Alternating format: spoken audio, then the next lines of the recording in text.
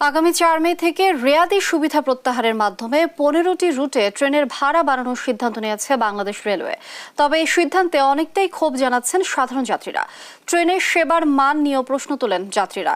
রেলের মহাপরিচালক জানান, ভাড়া বৃদ্ধি নয়, দূরত্ব ভিত্তিক রেয়াদ প্রত্যাহারের সিদ্ধান্ত নেওয়া হয়েছে। বিস্তারিত শাহাদাত নিশাদের রিপোর্টে। পরিবহন খাতের গুরুত্বপূর্ণ মাধ্যমের মধ্যে অন্যতম রেল যোগাযোগ। বর্তমানে সারা দেশে রেল নেটওয়ার্কের আওতায় ৪৮ জেলা।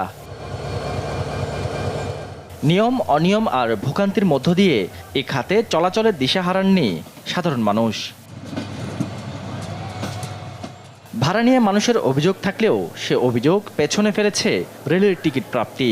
ঈদের সময় যা রূপ নেয় সোনার হরিণে, যার নেপথ্যে রেলের টিকিট কালোবাজারি। এবার রেলে আসছে নতুন সিদ্ধান্ত। যাত্রীবাহী আন্তনগর, মেইল, লোকাল ও কমিউটার সব ধরনের ট্রেনে ভাড়া বাড়ছে। তবে ১০০ কিলোমিটার পর্যন্ত ভ্রমণের ক্ষেত্রে ভাড়া অপরিবর্তিত থাকছে। একই সঙ্গে ২৫০ কিলোমিটার পর্যন্ত ভাড়া বাড়বে ২০%। ৪০০ কিলোমিটার পর্যন্ত ভাড়া ২৫%, আর ৪০১ কিলোমিটারের বেশি যাতায়াতে ভাড়া বাড়বে ৩০%। ভাড়া বাড়ার এমন খবরে ক্ষুব্ধ সাধারণ যাত্রীরা। একে তো টিকিট সিন্ডিকেট, তার উপরে ভাড়া বাড়তি, সব কিছু মিলে আসলেই সমস্যা। যত যাত্রী যাচ্ছে তাদেরকে অ্যাভেলেবল সুযোগ সুবিধা পাচ্ছে, তা পাচ্ছে না। সে অনুযায়ী যদি ভাড়া বাড়াই তাহলে যৌক্তিকতা আমি দেখি না। 2:40-এর ট্রেন এখন বাজে কথা, এখন 3টা বাজে গেছে, কোন ট্রেন আছে? কোনো ট্রেন নেই, লোকজন ভোগান্বিত পাচ্ছে। এটাই তো সেবা। তবে ভাড়া বাড়ার বিষয়ে খোলাসা করেন রেলের মহাপরিচালক। দেশ টিভিকে জানান, ভাড়া বৃদ্ধি নয়, প্রত্যাহার করা হচ্ছে দূরত্বের ওপর দেয়া ভর্তুকি।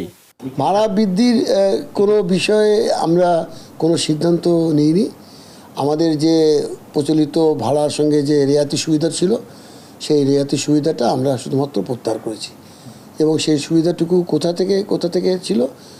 ১০০ কিলোমিটারের উপরে যারা যায়, অর্থাৎ যারা দূরপাল্লায় যাবে, এক শহর থেকে আরেক শহরে আন্তনগর ট্রেনে অথবা অন্য ট্রেনে, তাদের জন্য প্রযোজ্য।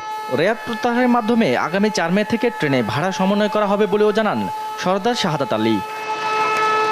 শাহাদাত নিশাদ, দেশ টিভি, ঢাকা।